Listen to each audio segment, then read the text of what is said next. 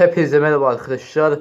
Bu sizle birlikte değişik bir video ile sizinle bir karşınızdayım. Bu sizle birlikte özel video yapacağız. Bugün TRT Çocuğun çizgi filmlerini satın almış olan kanalları size göstereceğiz. Umarım arkadaşlar bakın bunları aramakta çok vakit harcadım. Umarım beğenirsiniz. İşte size şimdi göstereceğim. Video geçmeden önce abone ol butonu tıklıyoruz, like butonunu basıyoruz, çok yorum yazıyoruz. Umarım beğenirsiniz. Şimdi geliyor.